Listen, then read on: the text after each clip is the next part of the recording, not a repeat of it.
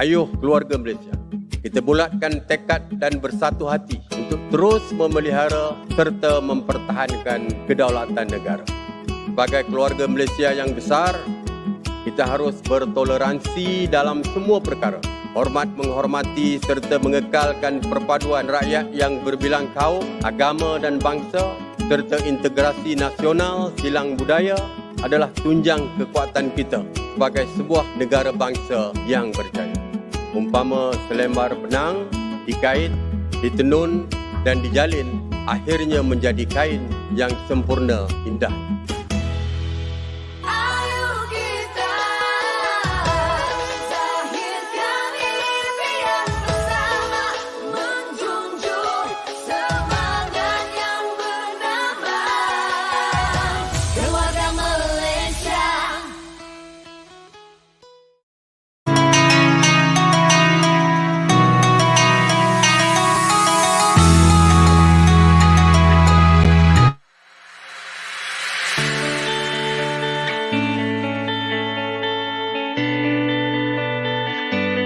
Indeks Kesejahteraan Psikologi Tabung Haji 2021.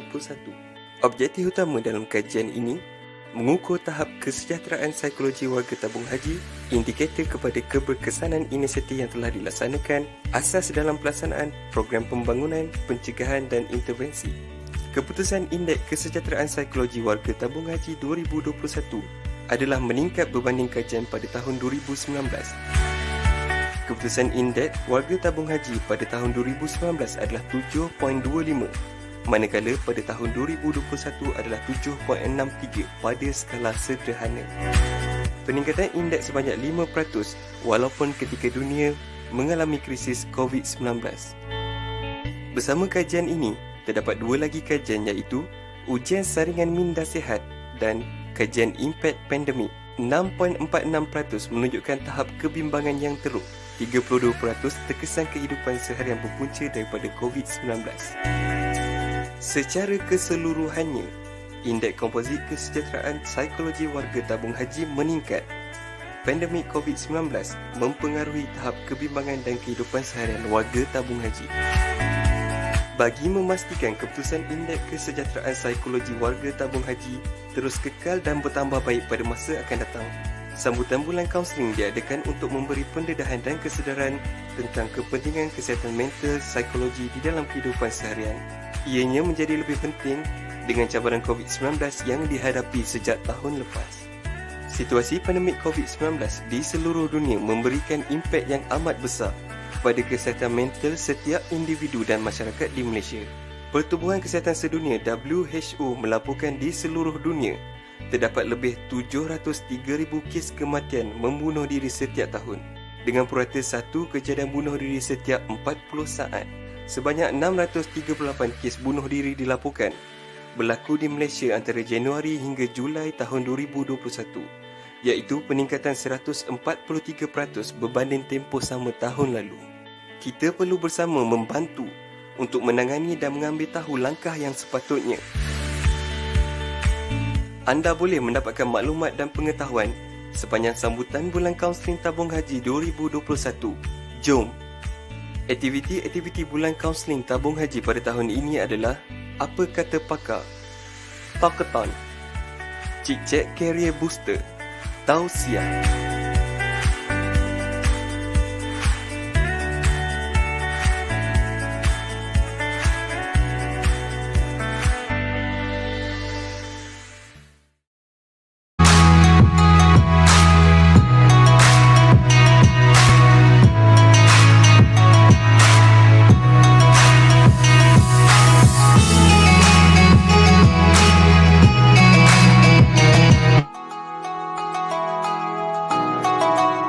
Assalamualaikum, saya Sufian Amrin atau DJ Pian dari Radio IKIM, dan insyaAllah jom bersama saya dan panelis yang hebat menerusi program Bual Bicara bertajuk Ada Apa Dengan Fikiran Negatif yang berlangsung pada 14 Oktober tahun 2021 sempena sambutan Bulan Kaunseling TH tahun 2021. InsyaAllah kita jumpa nanti tahu.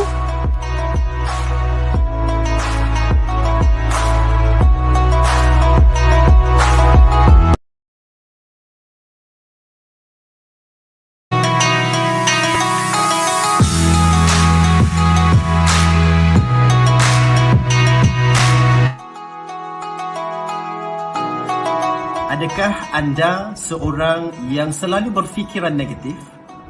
Adakah anda seorang manusia yang sentiasa mempunyai masalah-masalah di dalam minda maupun dalam kehidupan kita? Adakah anda seorang manusia yang sentiasa mempunyai isu, cabaran-cabaran sehingga menyebabkan pemikiran negatif terlampau tinggi, terlampau banyak? Jom ayuh bersama kami dalam perkongsian ilmu untuk membicarakan mengenai adakah pemikiran negatif boleh memberi kesan dan impak kepada kesihatan mental? Adakah ianya tergolong dalam penyakit-penyakit mental? Apakah cara yang terbaik untuk kita mengelak ataupun berdepan dengan pemikiran negatif? Ada tak teknik-teknik yang baik, teknik-teknik yang bagus untuk kita kongsikan di dalam program nanti? Temui kami dalam program Perkongsian Ilmu nanti.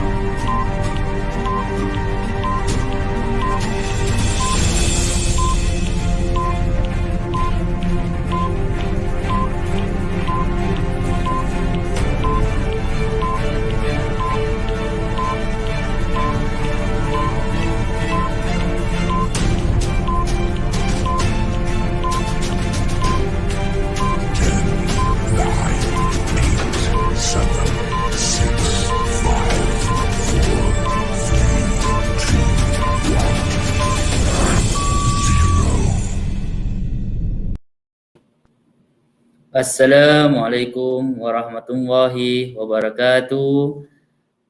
Yang dihormati pengurusan kanan tabung haji, pengurusan Jabatan Muda Insan, pengurusan Jabatan Khidmat Pendeposit dan Operasi, rakan pembimbing akrab serta semua warga tabung haji Malaysia.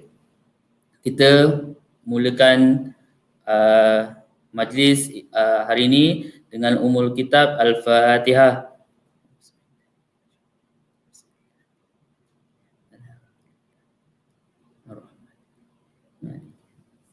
Ya. Ihdinas sirat. Ghairil. Bismillah. Apa khabar semua? Saya rasa semua sihat sejahtera pada hari ini. Saya memperkenalkan diri saya. Saya PB Muhammad Nazrin bin Wahab, bertugas di Tabung Haji Negeri Melaka dan merupakan rakan pembimbing akrab. Dengan ini kita menjemput kawan-kawan kita untuk menyertai program Takaton pada hari ini di media sosial, contohnya di Facebook, YouTube maupun WhatsApp. Tajuk pada hari ini kita iaitu ada apa fikiran negatif. Dan ini saya memperkenalkan moderator kita pada hari ini iaitu Tuan Muhammad Sufian bin Amrin atau dikenali sebagai DJ Pian. Beliau dilahirkan di Muar, Johor dan bekerja di Radio IKIM. Beliau juga merupakan ahli kumpulan nasyid dari kumpulan Saujana. Dengan itu, saya tidak melengahkan masa lagi, mempersilakan DJ Pian untuk menyertai majlis pada hari ini. Dipersilakan. Assalamualaikum Ustaz Nazrin. Waalaikumsalam Tuan. Apa khabar, sihat Tuan? Baik, Alhamdulillah sihat walafiat. Terima kasih juga dah buka majlis kita dengan Al-Fatihah tadi. Moga-moga beroleh keberkatan, beroleh pahala untuk semua yang bersama majlis ilmu kita hari ini kan, insya-Allah kan? Amin, insya-Allah. Insya-Allah. Tuan dah sarapan dah Tuan? Saya baru habis on air sebenarnya Baru pukul habis. 10 tadi. Siap-siap sikit-sikit lebih kurang. Sempatlah minum sikit. Alhamdulillah. Sihat, Alhamdulillah. Okey, saya mempersilakan Tuan untuk buka majlis pada hari ini. Aha. Dipersilakan. Baik. Boleh saya sambung terus Boleh, Tuan. majlis kita, Tuan Boleh, Nazrin? Tuan. Okey, baik. Okey. Alhamdulillah, terima kasih pada pengerusi majlis kita, sahabat akrab Tuan Haji Nazrin dari Melaka orang Melaka. Saya lahir kat Melaka. Orang Melaka memang pengamah orangnya. Dia kalau bab buka majlis, bagilah dia. Cuma tak ada pantun patut ada pantun tadi orang Melaka. Tapi apa pun, bismillahirrahmanirrahim. Assalamualaikum warahmatullahi wabarakatuh. Salam sejahtera untuk sahabat-sahabat, tuan-tuan, puan-puan, haji dan hajah yang kami muliakan di Lembaga Tabung Haji, pastinya untuk toketon kita yang membawakan tajuk Ada Apa Dengan Fikiran Negatif, yang saya difahamkan hari ini majlis ilmu kita turut disertai oleh seluruh warga Lembaga Tabung Haji seluruh negara, seluruh dunia juga mungkin, insya-Allah, yang mana turut disertai. Kita turut mengalu-alukan pengurusan kanan tabung haji, kita ada pengurusan jabatan modal insan, jabatan khidmat pendeposit dan operasi, rakan-rakan pembimbing akrab TH ataupun akrab tabung haji, dan juga semua warga tabung haji di mana saja berada.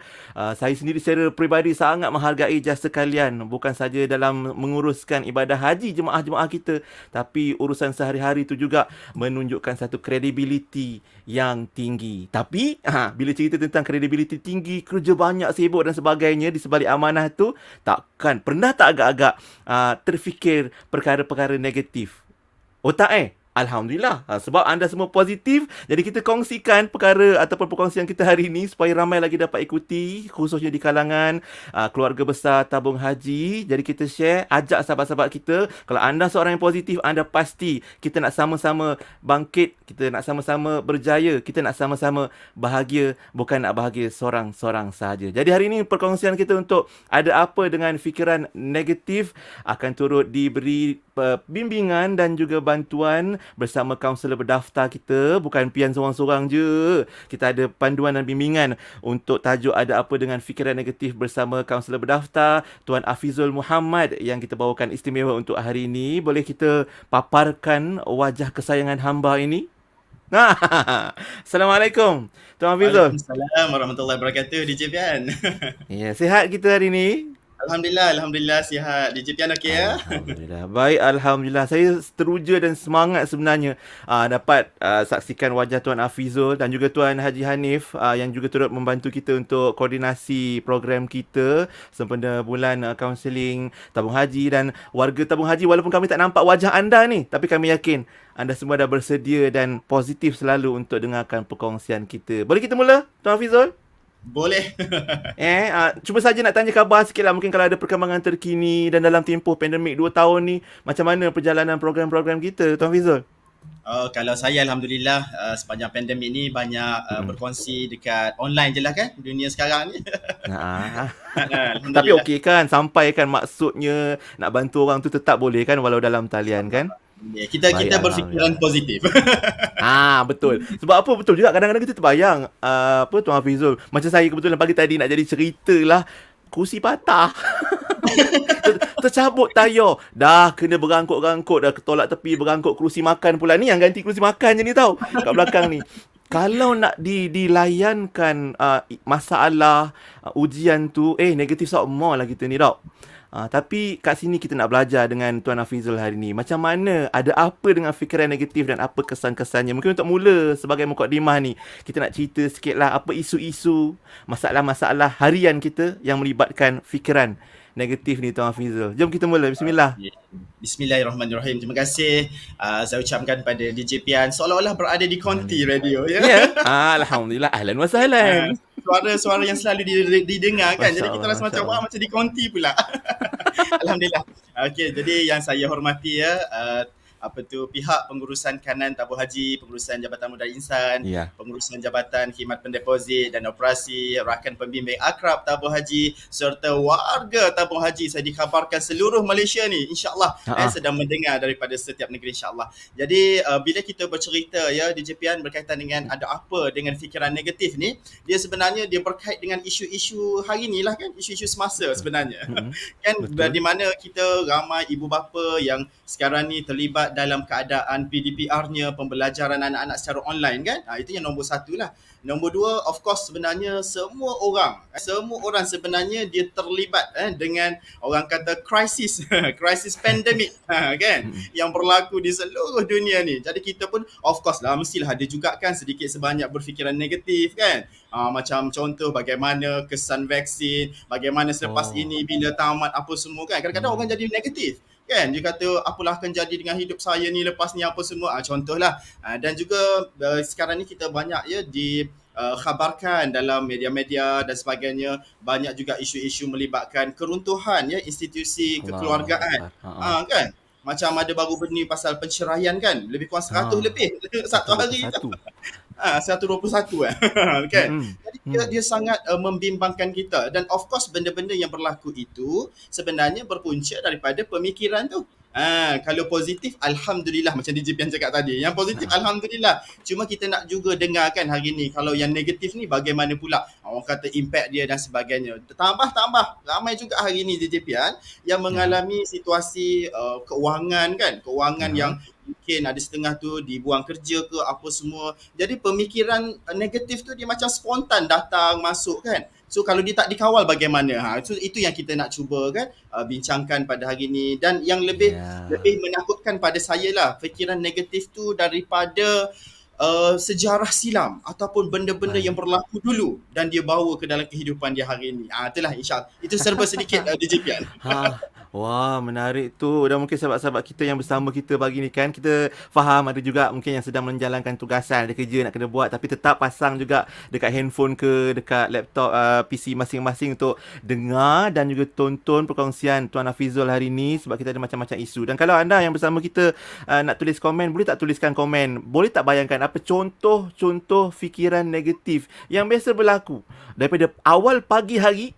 Fikiran negatif, apa yang benda negatif yang selalu lalu depan kita lah, macam Tuan Hafizul sebut tadi, yang sentiasa menjadi momok dalam hidup kita, yang tiba-tiba boleh muncul dan boleh mengganggu urusan seharian kita. Dan juga mungkin boleh share, jangan lupa supaya ramai lagi boleh ikuti perkongsian kita, sebab kita difahamkan hari ni pun kita bukan nak cerita pasal teori saja Tuan Hafizul. Kita nak cuba menyelesaikan. Kalau ada permasalahan, ada soalan-soalan, boleh tuan-tuan dan puan-puan ajukan juga dekat ruangan komen. Nanti Haji Hanif akan paparkanlah mana yang boleh kita jawab. Dan kita ada ujian ataupun ujian saringan hari ni Tuan Hafizul. Ya, insyaAllah boleh. Saya pun nak join juga tu. Nak kena tahulah saya ni stres ke tidak. Sebab betul ada orang kan, dia senyum dia sampai ke telinga hari-hari, nampak okey je, tenang je, tapi dalam hati dia macam-macam bergejolak ataupun berombak, bergelora masalah-masalah yang dihadapi. Macam mana nak atasi? InsyaAllah kita akan cuba kongsikan hari ini. Jom, ada orang tanya Tuan Hafizul, fikiran negatif ni adakah ia tersenarai dalam penyakit kesihatan ataupun masalah kesihatan mental, ataupun sejauh mana seriusnya fikiran negatif ni Tuan Hafizul? Okey, baik. Yalah, saya percaya bahawasanya setiap orang mesti dia pernah terfikir kan berkaitan dengan fikiran negatif. Macam contohnya kalau hari ni kan, kalau DJ Pian ke siapa-siapa nak pergi kerja, contoh bila traffic jam kan, kadang-kadang fikiran negatif dia, lah kenapalah nasi malang aku hari ni jam teruk ke apa semua kan. Itu pun sebenarnya negatif juga, betul. Betul. Fikir malang. Betul. Cuma kita kena fahamlah berapa orang kata skala fikiran negatif kita itu yang menyebabkan boleh mengganggu kehidupan seharian. Yang ni kena faham ni. Jangan pula kata, fikiran negatif je, aku ni masalah mental ke? Kan? Jangan macam tu. Jadi kita kena tengok skala dia. Selagi mana dia tidak mengganggu kehidupan seharian, insya-Allah, maksudnya dia dalam keadaan yang terkawal. Tapi seandainya bila pemikiran negatif tu dia dah beri kesan yang buruk, yang menjejaskan fungsi hidup seharian, yang itu yang kita bimbangkan tu. Kan DJ Pian. Okey, maknanya bagus juga. Saya setuju dengan Tuan Hafizul sebut tentang skala tadi tu kan. Bila kalau tuan-tuan dan puan-puan, haji-hajah yang mendengar pagi ni kan, kalau boleh kita letakkan skala boleh. Maknanya kalau sejauh mana skala kebahagiaan anda pagi ni, boleh ke kita tanya macam tu? Maknanya boleh. Satu tu kiranya anda rasa macam macam lemau je hari ni 1. 10 tu anda rasa bersemangat, anda rasa hebat, anda rasa produktif, positif. Kalau anda nak tulis tulis kat ruangan komen pun boleh. Tengoklah kalau kita tak nampak komen tu sebenarnya, tapi tak apa. Kalau anda ada skala tersebut, tuliskan dan anda tetapkan kat mana skala anda sekarang, dan adakah kalau skala tu tak okey, adakah ia boleh membawa kesan kepada kehidupan kita, kepada kerja kita, pada keluarga kita dan pada kita secara individu. Macam mana kalau kita boleh cerita lebih lanjut tentang teori-teori lah mungkin berkaitan dengan fikiran negatif. 8. Oh, Orhan kata 8. Oh, kira happy lah. Alhamdulillah. Happy, Moga terus happy Alhamdulillah. kan. Skala-skala tu boleh tulis 1 perkara paling lemau, paling kurang semangat, 10 paling bahagia. InsyaAllah sambil-sambil kita kongsikan dari sudut teori. Kenapa kita berfikiran negatif, Tuan? Dia DJ Pian yang bila DJ Pian tanya kita punya audience hari ni kan, daripada semua tabung haji seluruh negeri dekat Malaysia ni, dia bagus sebab ada orang dia tanya, "Cik, macam mana saya nak tahu skala diri saya, tahap kebahagiaan saya, tahap fikiran negatif saya, tahap stres saya?" kan. Dia bagus sangat bila DJ Pian tanya tadi macam tu. Sebab apa? Sebab sebenarnya soalan itu hanya boleh dijawab oleh diri kita sendiri. Betul. Bukannya oleh orang lain. Betul tak? Takkanlah saya tengok DJ Pian, oh DJ Pian ni tahap berapa ni? Tahap negatif ke? Contoh. Mendap kat Saya tak boleh bawah. menilai orang. Betul-betul. Ya, betul. Jadi sangat bagus bila DJ Pian tanya macam tu. Jadi semua tuan-tuan, cik puan, haji-haji, hajah-hajah semua yang dengar ni, dia sepatutnya pagi-pagi hari bila kita bangun tu kita letak skala pada diri kita. Bangun-bangun pagi, aku hari ni skala kebahagiaan berapa? Jadi bila kita tengok tengah hari, skala aku dah berubah ke, menaik ke, menurun. Jadi kita yang menilai diri kita. Sepatutnya begitu kan. Dalam bab skala tu lah. Seronok saya bila dengar perkataan skala tu. Berbalik dengan soalan yang DJ Pian tanya saya tadi kan. Dia sebenarnya pemikiran negatif ni, dia sebenarnya macam ni DJ Pian. Manusia dari sudut psikologi. Psikologi tu apa? Psikologi tu adalah kajian mengenai jiwa. Jiwa tu apa? Jiwa tu ialah ada emosi, ada pemikiran, ada tingkah laku kan, dan juga ada spiritual kita. Jadi apabila kita bercerita berkaitan dengan jiwa, dengan manusia, sudah tentu manusia dia ada emosi, ada pemikiran. Jadi apabila ada emosi dan pemikiran, jadi secara automatik dia mesti akan berfikir positif atau negatif. Betul? Betul. Jadi, secara tak langsung manusia kan dia ada cycle dia, pusingan hidup dia, roda-roda kehidupan. Gitu DJ Pian. So bila roda-roda impian yang berlaku ni, dia kadang-kadang dia jadi juga, kadang-kadang negatif, kadang-kadang positif. Jadi apa sebenarnya yang penyebabnya? Nombor satu ialah dia mula berfikiran negatif apabila dia rasa tak selamat.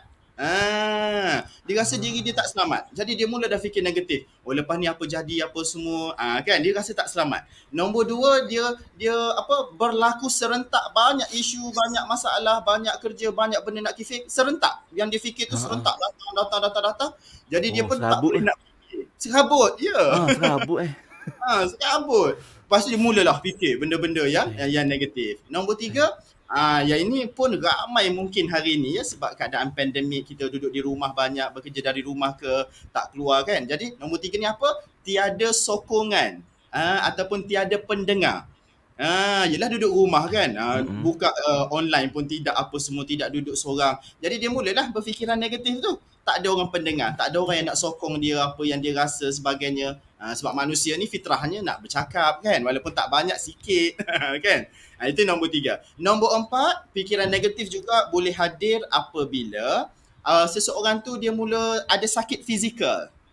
Kan, contohnya didiagnose penyakit-penyakit ke kan. Jadi secara tak langsung tu dia dah mula fikir dah negatif. Apalah jadi macam aku ni, sembuh ke tidak, nanti aku mati cepat ke mati lambat ke apa semua kan. So dia mula negatif sedikit kat situ. Dan nombor lima, apabila dia terlampau banyak berfikir masa silam. Masa silam. So bila kita fikir banyak sangat masa silam, sudah tentu dia akan menjadi fikiran kita ni berserabut. Tapi kalau masa silam tu bagus, Alhamdulillah.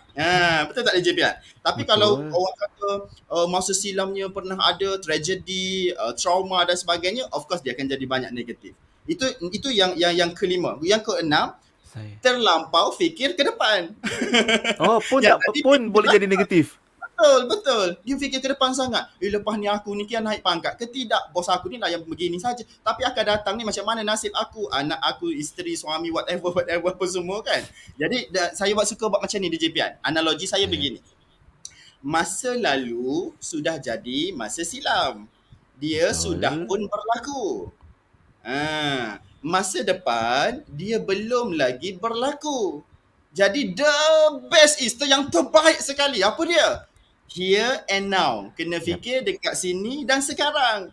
Itu yang bagus. Betul. Ya.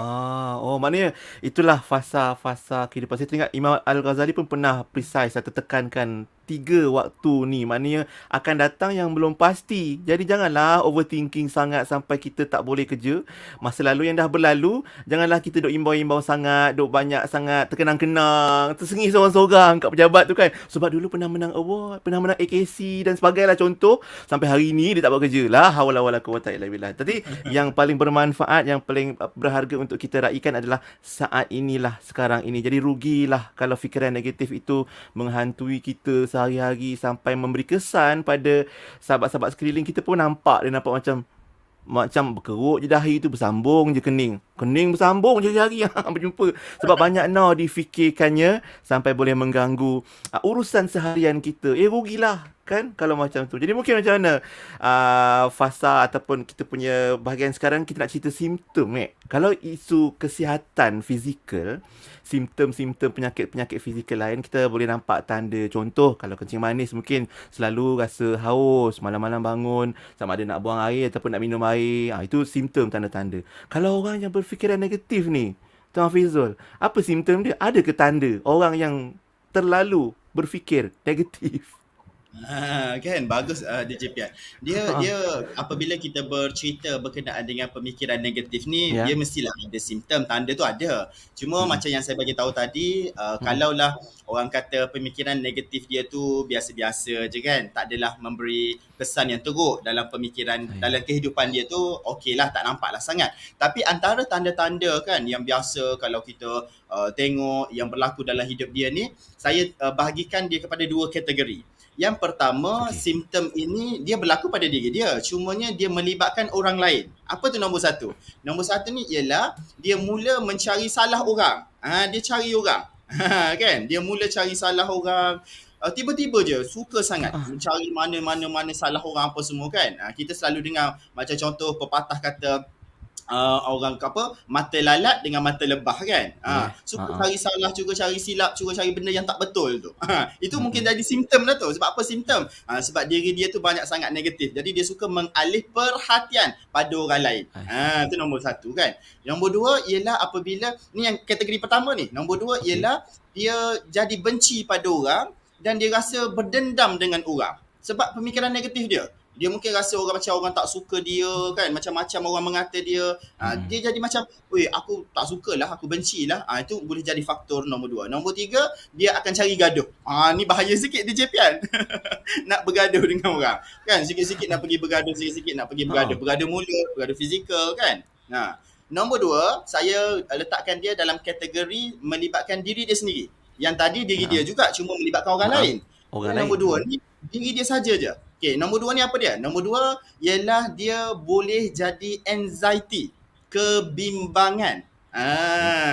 Dia boleh jadi anxiety disorder, kecelaruan, kebimbangan, keresahan, risau. Tu dia boleh jadi pada diri dia. Ataupun dia boleh jadi depression. Depression pun boleh jadi juga seandainya skala dia punya fikiran negatif tu terlampau tinggi. Dia boleh pergi pada depression juga. Bila kena depression ni dia mungkin dah nak duduk seorang-seorang sebab negatif banyak sangat sampai duduk seorang berkurung, tak nak bercakap dengan orang, sedih, menangis seorang-seorang. Aduh, kesian. Lepas tu kalau nak lagi orang kata tahap yang lebih tinggi, lebih serius, dia boleh sampai orang panggil apa? Psikosis. Psikosis ni apa? Psikosis ni ialah dia dah mula berfikiran yang sampai dia boleh nampak benda orang tak nampak kan. Dia boleh dengar orang tak dengar. Tapi apa sebabnya? Kaitan daripada pemikiran negatif tadi. Kalau tidak dikawal. Itu je. Kalau kawal apa je. Kan itu yang kita nak cari tu. Kita nak kawal lah supaya tidak melarat menjadi satu yang lebih serius macam Tuan Hafizul sebut tadi. Boleh jadi psikosis, boleh jadi istilah sakit masalah kesihatan mental, bipolar, skizo, anxiety disorder, mental health issue, banyak sebenarnya kalau kita nak cakap dari sudut perubatan. Dan kami yakin menerusi sambutan meluang kaunseling ni juga ada macam-macam program bual bicara yang dibawakan oleh tabung haji untuk bercerita berbagai sudut. Dan hari ini kita ambil sikit secebis daripada apa yang kita lalui. Saya yakin sahabat-sahabat kita yang menonton, yang bersama pagi ni, insya-Allah tak ada masalah fikiran negatif tu. Tapi kalau anda seorang yang sangat simpati dan empati pada sahabat-sahabat yang lain, being in other people's shoes akan menyebabkan kita pun rasa prihatin dan kita nak bersama-sama cari solusi bersama. Jadi hari ini kita pun nak raikan juga kalau ada soalan-soalan, sahabat-sahabat sekalian ada isu berkaitan fikiran negatif. Belum, baru buka peluang dah ada soalan. Dahsyat Tabung Haji, dia boleh baca saya punya minda. Okey, kalau ada soalan boleh terus ajukan soalan tersebut di ruangan komen. Nanti insya-Allah Tuan Hafizul boleh bantu. Sambil-sambil Tuan Hafizul baca ni, kita nak raikan juga kalau anda pun ada skala-skala tertentu hari ni, macam mana skala kebahagiaan anda dari 1 paling lemau dan 10 paling bahagia atau negatif ke bawah tu, boleh juga dikongsikan sambil-sambil kita kongsikan sedikit demi sedikit mengatasi masalah fikiran negatif. Tadi soalan daripada Tuan Rizal Malik tadi, apakah akibat pada individu yang kerap berfikiran negatif dari psikologi atau emosi? Kalau boleh kita detailkan sikit lagi apa yang Tuan Hafizul dah sebutkan tadi, Tuan. Okay, terima kasih pada Tuan Rizal yang bertanya. Dia DJ Pian, dia sebenarnya dia macam ni. Kalau kita nak senang faham lah. Apabila kita buat sesuatu benda secara rutin, dia jadi tabiat. Betul tak? Betul. Jadi betul. Kalau kita berfikiran negatif ni terlalu kerap, dia boleh juga jadi tabiat dalam pemikiran kita dan juga emosi. Kan? So bila dia dah jadi orang kata tabiat fikir negatif, sebab tadi Tuan Rizal kata kalau kerap tu dia boleh jadi tabiat dah nanti. Kan? So bila dah jadi tabiat, sudah tentu dari sudut psikologi dia memang terkesan banyak lah. Kan? Yang kita risau dia bukan sekadar terkesan pada diri dia. Kan? Cuma dia boleh juga bagi kesan pada individu persekitaran dia daripada fikiran negatif dia tu. Kan? Contohnya dari sudut perubahan emosi. Bila fikir negatif ni, Tuan DJ Pian rasa kalau orang fikir negatif bagaimana emosi dia? Ceria ke tak berapa ceria? Saya rasa rugi kan? Rugi sebenarnya kalau kita nak negatif ni kan, sebab banyak benda best yang kita boleh enjoy kan? Patutnya.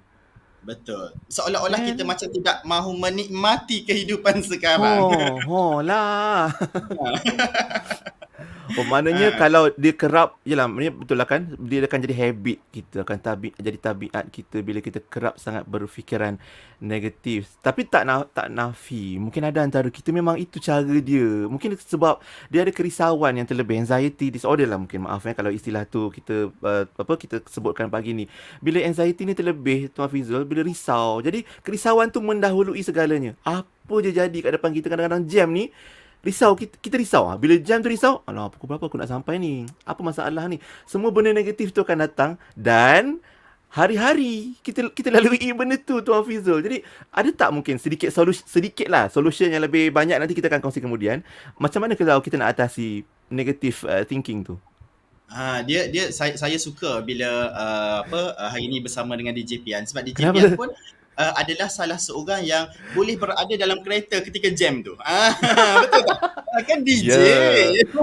Lupa pula. Terima kasih lah dengan Ikim. Yang dengar Ikim pagi-pagi tu, terima kasih lah. Jadi tuan-tuan, puan-puan semua kan, haji-haji, hajah-hajah dan juga DJ Pian, dia macam soalan tadi tu, saya cukup seronok apabila kita pergi kerja, of course jam, contohnya kita naik kereta, even kalau tak naik kereta pun, naik pengangkutan awam dan sebagainya, kita kan sekarang ni dah ada earphone lah apa semua kan, ada telefon. Jadi dia senang je. Salah satu solusi ni yang mudah lah, yang paling mudah. Apa dia? Kita membiasakan diri kita dari sudut psikologi hanya mendengar benda-benda yang baik. So pagi-pagi tu dah tahu jam, dah hari-hari katanya jam, dah tahu jam. Carilah radio IKIM yang DJ Pian cakap tu. Allah. Janganlah promosi, tak boleh lah, nanti Haji Anik marah. Contoh salah satu Cari yang kan. baik-baik lah kan, yang positif Ya, kan. cari radio-radio yang baik. Yes, betul. Pagi-pagi tu. Dia macam ni. Kalau kita baca buku yang tak baik, memanglah pemikiran kita pun jadi tak baik. Apa yang kita dengar tak baik pun jadi tak baik. Sebab itu kita ni kena ada positive vibe kan? Positive vibe yang bagus. Jadi kita carilah dekat mana aura-aura positif yang kita nak cari pagi-pagi waktu dalam kereta tu. Kan? Takkan nak baca buku waktu drive. Kan? Jadi lain lah pula. Jangan, bahaya. Betul. Contoh yang paling mudah lah. Kan maknanya sebab itulah saya saja petik contoh tu sebab memang kita hari-hari lalui dan benda tu pula kita lalui di awal pagi. Bayangkan kalau benda tu menjadi satu sorotan, bawa pula ke pejabat dan sebagainya. Berat kesan dia, bukan pada kita secara individu tapi rakan-rakan sekerja, our colleagues dan juga mungkin bos pun sila hari bulan kena dengar ceramah pagi tu. Sebab apa? Sebab kita pun dah bawa aura negatif tu di pejabat. Dan saya pun pernah terdengar Buya Hamka berkongsikan kata-kata yang sangat kontroversial jugalah, bila orang dengar terkejut. Beliau kata di Amerika tak ada pelacur. Jadi orang terkejut.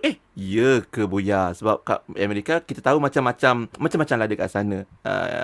Jadi takkanlah tak ada kes macam tu. Dan Buya Hamka menyebutkan, kalau kamu tak lihat atau tak cari pelacur, takkan nampak benda tu. Kamu akan nampak yang baik. Jadi bila kamu datang satu tempat tu, kita dah cari benda yang negatif contohnya. So we will see negative things all around us, di sekeliling kita, Tuan Hafizul kan. Jadi mungkin kat situ cara kita memandang juga akan memberi kesan ataupun mempengaruhi fikiran kita. Dan kita nak buat ujian tu bila kita nak buat, Tuan Hafizul? Boleh kalau nak buat sekarang boleh. Serius? Okey, sebab apa nama ujian ni dan macam mana ujian kita nak lakukan ni? Saringan lah. Di JPN ini sebenarnya saringan saja. Dia macam contoh banyaknya.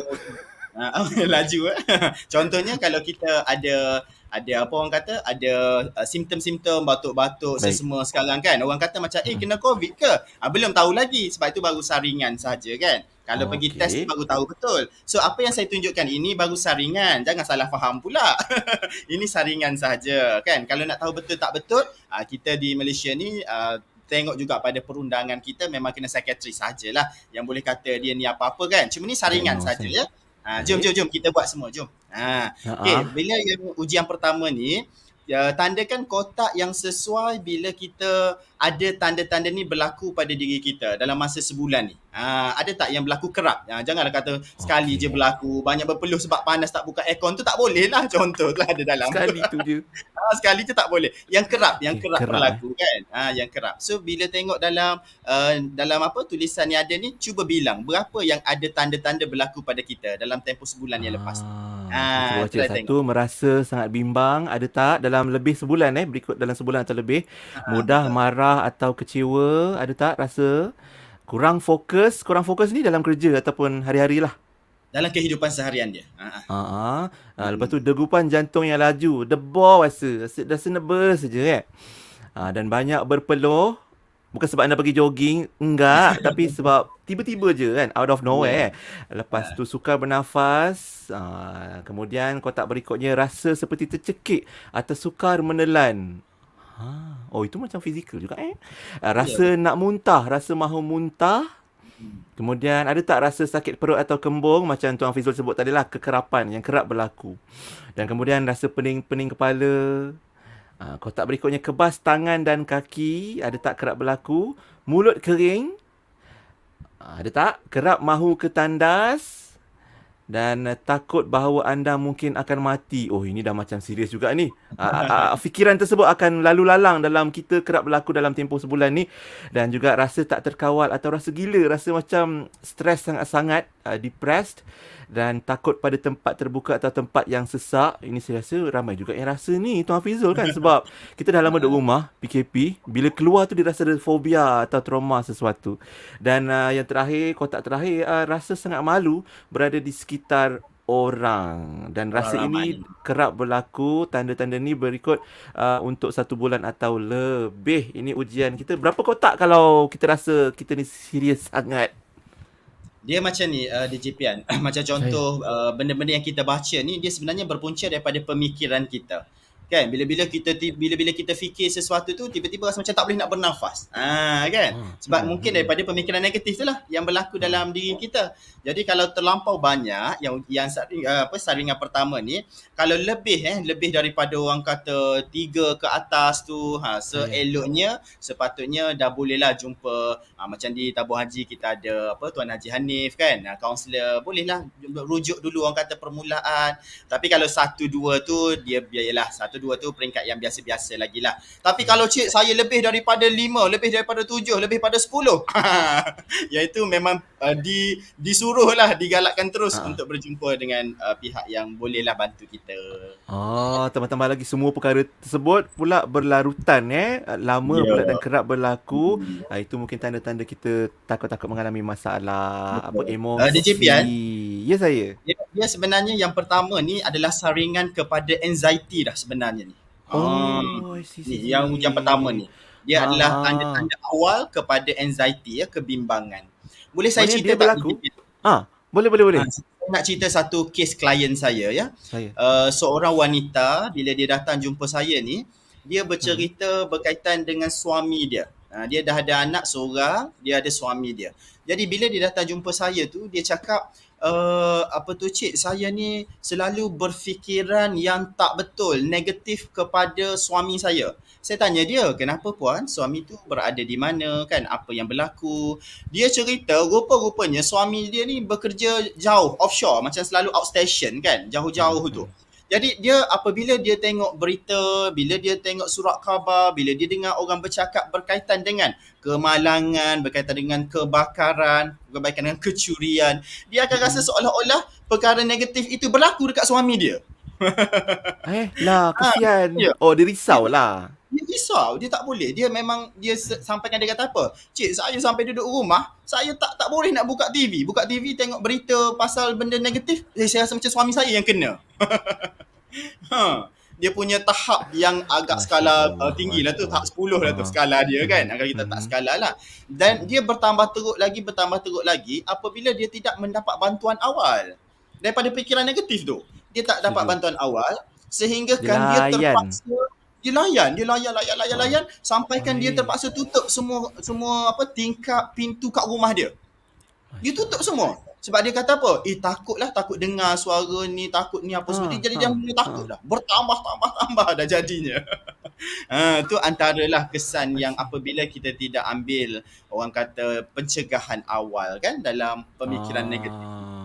Maknanya tadi dalam saringan tadi kan ada banyak kotak-kotak tu. Semua tu maknanya macam contoh rasa sakit perut, rasa nak pergi tandas, rasa seriau ataupun rasa berdebar tu, semua tu ialah reflect ataupun respon daripada anxiety kita lah, Tuan Hafizul ya. Bila kita rasa risau tu terlebih, semua benda ni akan timbul satu-satu dan yang kita risau berlarutan pada satu jangka masa yang panjang Betul. Dia macam ni contoh DJ Pian. Macam contohnya dekat tabung haji kan. Contoh bos kata, awak boleh tak tolong present. Contoh kan, tolong present dekat depan. So kita tu tiba-tiba rasa sakit perut. Tiba-tiba sebelum ni tak ada sakit perut pun. Kenapa? Sebab itu biasa lah. Itu biasa. Daripada pikiran negatif lah tu. Sebab apa? Sudah. Nanti apa orang cakap kat aku bila present kan. Nanti macam mana bos tengok aku, bagaimana orang menilai aku. Dia dah mula takut dah kat situ. Jadi bimbang. Itu kesan dia tu. Mudah faham. Walaupun itu natural lah. Itu fitrah lah kan. Kalau kerja kadang-kadang datang. Tapi kalau kita tahu macam mana nak handle situasi, nak atasi masalah, rasa debaran, getaran dan sebagainya tu, insya-Allah benda tu boleh dilalui dengan baik. Tambah-tambah kalau kita ada ikuti ujian-ujian saringan. Sebab ada orang dia kata dia nervous, dia trauma dan fobia dengan ujian-ujian saringan ni sebab dia nampak apatah lagi kalau kata nak suruh jumpa kaunselor, dia akan nampak macam susah lah, nanti orang kata aku problem pula kalau aku pergi jumpa Haji Hanif contoh. Kalau aku pergi jumpa Tuan Hafizul kan nanti orang kata aku macam psycho pula, ada masalah kan. Ataupun nak buat ujian saringan, lagilah nanti kan orang sebelah nampak macam dia buat ujian saringan stres ke. Jadi sikit lah nasihat Tuan Hafizul, macam mana nak elakkan stigma orang takut nak menjalani ujian saringan emosi ni. Terima kasih DJ Pian kan. Dia berkaitan dengan ujian saringan ataupun nak jumpa kaunselor ataupun nak jumpa siapa-siapa lah yang kita percaya ni, ramai orang ada stigma kan. stigmanya nanti apalah yang akan berlaku, apa orang akan fikir pada saya, macam-macam dia orang fikir. Itu pun dah negatif lah tu. Kan? Cuma kita kena ingat macam ni. Kadang-kala tak semua perkara yang berlaku dalam hidup kita ni kita boleh fikir sendirian. Kadang-kadang kita juga perlukan bantuan orang, kan? Kadang-kadang. So, bila kita nak jadi manusia yang lebih positif, kita mintalah kan dengan Tuhan, ya Allah, moga apabila saya nak berjumpa dengan dia ni menjadi asbab ianya jadi saya ni lebih positif, lebih baik, kan? Sebab semua orang tidak sempurna. Kan ada kekurangannya. Jadi ya Allah, tak salah pun, tak turun pangkat lah kalau kita pergi jumpa kaunselor, contohnya macam tu Tuan Hafizul. Baik, kita ada berapa ujian saringan hari ni? Kita ada 3. Tu baru 3? pertama. Okey. Sebelum yang kedua ni, saya rasa saya nak kongsi sikit lah pengalaman saya bersama sahabat-sahabat di Lembaga Tabung Haji. Kalau di Radio IKIM sebelum ni, kita ada program Lambaian Kaabah kan, Tuan Hafizul dan sahabat-sahabat sekalian, para barisan pimpinan pengurusan tabung haji datang, para asatizah datang bagi bimbingan secara walaupun dalam radio, tapi bila cerita tentang ibadah haji, tentang tanah suci, saya rasa itu satu usaha dan satu ikhtiar yang sangat bagus yang dibawakan oleh Lembaga Tabung Haji. Dan hari ni pun sempena bulan kaunseling ni pun saya rasa satu usaha untuk kita jadi insan yang lebih baik. Dan saya yakin sahabat-sahabat di tabung haji, kalau saya dapat alhamdulillah tunaikan haji 2019 lalu, saya nampak di kemah-kemah sahabat-sahabat tabung haji, kalau khususnya di Arafah, di Mina tu, siapa tak tahu pengalaman kat sana, cabaran kat sana sangat besar kan. Kalau ikutkan stres nak tunggu toilet aja, boleh lah masing-masing ni bayangkan kan macam mana nak masuk toilet dekat Arafah, dekat Mina, sangat mencabar. Tapi saya nampak sahabat-sahabat kita di tabung haji sangat tinggi rasa prihatin mereka pada jemaah yang lain. Jadi mereka sangat sedia membantu pada bila-bila waktu, dan ini kita harapkan dapat diteruskanlah budaya saling membantu ini, dan kita nak sama-sama juga hari ini membantu satu sama lain untuk elakkan fikiran negatif. Ujian saringan yang kedua, Tuan Hafizul. Ya, jom kita tengok yang kedua. Okey, yang ini kita tandakan ada tak ianya berlaku dalam tempoh 1 minggu ni. Kalau boleh dia berlaku dalam 5-6 hari ni, banyak tak berlaku kan dalam 7 hari ni. Contohnya yang pertama tu, dia rasa sedih hampir setiap hari. Kenapa sedih tu? Biasanya sedih ini dikaitkan dengan pemikiran negatif lah yang hadir kan. Jadi dia akan rasa sedih. Nombor 2, dia selalu je rasa hilang minat dalam aktiviti yang biasa dia buat. Contohnya hari-hari dia boleh buat, boleh bekerja, boleh pergi jumpa kawan, makan minum dengan kawan. Tiba-tiba tak boleh semua tu. Kan kerap bukan sekali dua berlaku, banyak kali dalam seminggu tu. Kan. Nombor 3, bila dia rasa kehilangan berat badan walaupun tidak berdaya, walaupun kan tiba-tiba rasa naik atau turun secara mendadak. Kan? Sebab apa? Daripada pemikiran itulah juga yang berlaku. Terlalu banyak tidur, asyik tidur kan. Ada setengah orang ni, saya ni kalau macam fikir negatif-negatif ni aku tidur je. So dia tidur melampau-lampau pula banyaknya. Kan? Terlalu banyak tak boleh. Tidur yang sebab nak lari masalah. Yes, betul. Okay. Lepas tu rasa resah dan lesu kan, tiba-tiba kita boleh tengok. Lepas ni tengok orang tu, kalau dia resah, lesu, rasa lemah tenaga dia, rasa tak berguna, rasa selalu salah, hilang fokus, rasa fikir mati dan tunggu mahu nak cenderakan diri dia sendiri. Apakah dia sebenarnya maksud saringan yang kedua ni? Yang ini dia lagi orang kata advance sikit lah daripada yang pertama tu kan. So yang tempoh dia pun pendek seminggu tanda-tanda ni baik. Sebab tu dia jadi lebih tinggi sikit kan. So apakah ujian saringan 2 ni? Dia dah boleh jadi kepada depression. Tadi anxiety. Yang first tadi dalam sebulan tu anxiety, kerisauan, kebimbangan. Yang ini depression, kemurungan. Kemurungan Bila saya berjumpa dengan orang-orang klien-klien saya yang murung ni, bila kita tanya dia, semua apabila dia bercakap, semua yang negatif-negatif, tak ada positif dah. Tak ada dah. Kan ada orang macam tu Ya, sebab tu dia dah pergi kepada penyakit mental tu. Jadi kalau topik kita hari ni, ada apa dengan pemikiran negatif, dia boleh jadi 2. Satu, dia tak jadi apa-apalah sebab skalanya rendah. Tapi kalau skalanya tinggi dalam kehidupan kita, dia boleh jadi kepada ketidaksejahteraan mental kita.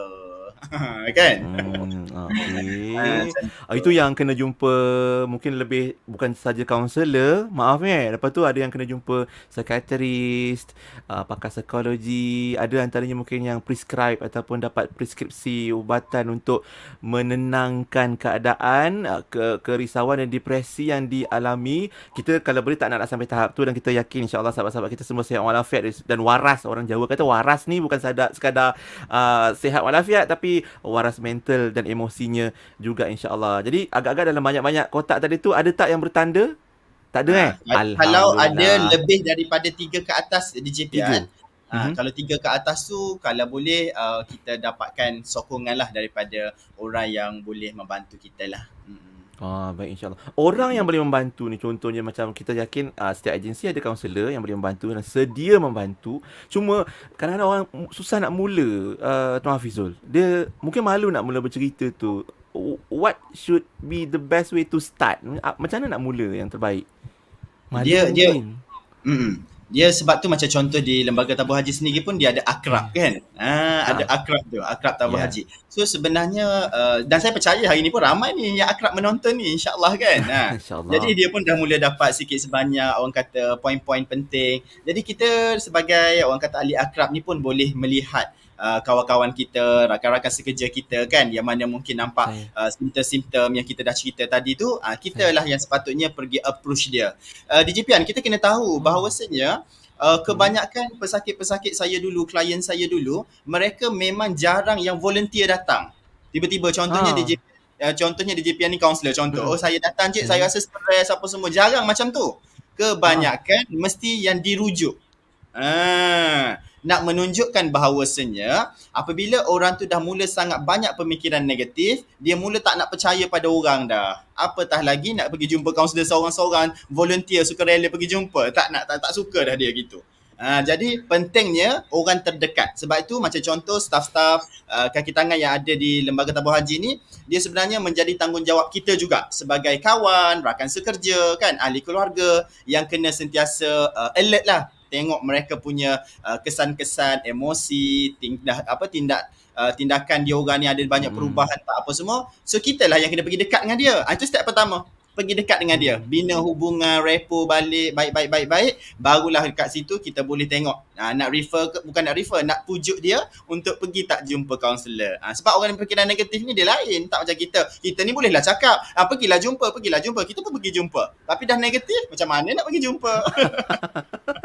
Maknanya sebab kita bukan kita lebih kenal kawan-kawan kita macam mana kan, dan mungkin dari riak wajah dia pun, tengok cara dia makan, minum ke, kadang-kadang bila borak-borak tu dah lain macam dah tu. Mungkin kat situ ada tanda-tanda yang kita sebagai kawan kenal, kita boleh bantu mereka untuk jumpalah mereka yang ada ilmu khususnya yang boleh membimbing. InsyaAllah tiba-tiba sambil-sambil dengar ni, mungkin ada sahabat-sahabat kita yang menonton kan, teringat juga kawan-kawan kita yang kita rasa perlu dibantu, ataupun kita rasa kita ni perlu bantu. Kadang-kadang tak semesti kita ada masalah kan, baru kita nak jumpa kaunselor kan, Tuan Hafizul. Boleh je kita tanya kaunselor untuk macam mana nak upgrade, nak tingkatkan lagi produktiviti kita, kualiti kerja kita supaya jadi lebih baik dan tak mau yang negatif-negatif. Saya terbayang kereta kita, Tuan Hafizul. Kan kita mandu.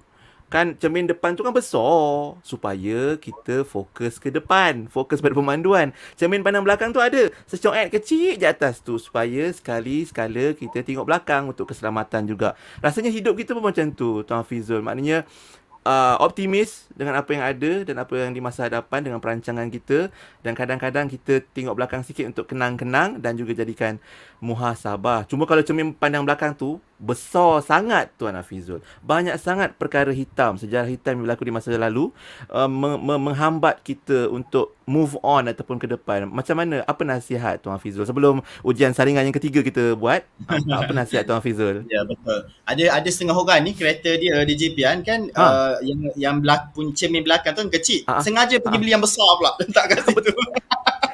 Itu senang nak betulkan tudung. Sorry ya kakak, sorry. Nampak daripada pin tudung belah kanan, nampak belah kiri semua full.